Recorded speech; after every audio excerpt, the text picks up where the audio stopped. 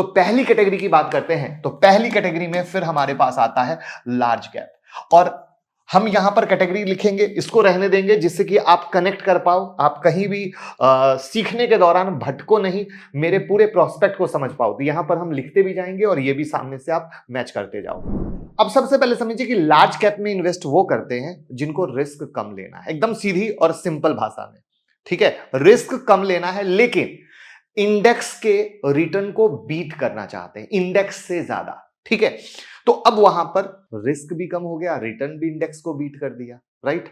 तो वहां पर हम कंसीडर कर रहे हैं दो फंड को, जो अगेन कोई बाय सेल रिकमेंडेशन नहीं, हमने एक पैरामीटर निकाला है, उस पैरामीटर के आधार पर। वहां पर पहला है Nippon India large cap fund. कौन सा?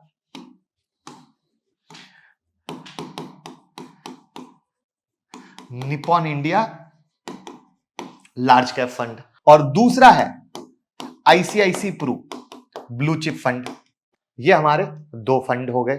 दोनों के पिछले 5 साल का रोलिंग रिटर्न देखते हैं जिससे हम कंपेयर कर पाएंगे। तो ये क्वार्टरली बेसिस पर पिछले 5 साल का डेटा है जो आपके सामने स्क्रीन पर है।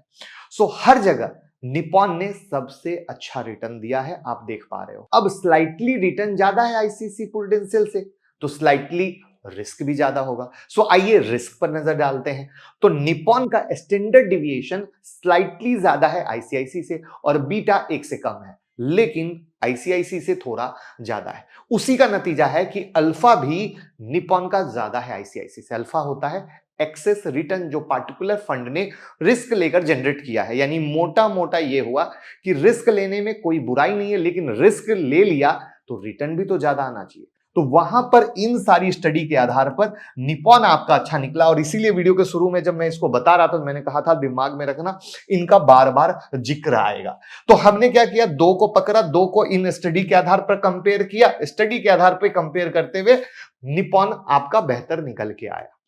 तो यानी आप एजुकेट हो रहे हो, खुद के बॉस बन रहे हो, किसी की जरूरत नहीं है। तो जल्दी से वीडियो को लाइक तो कर दीजिए।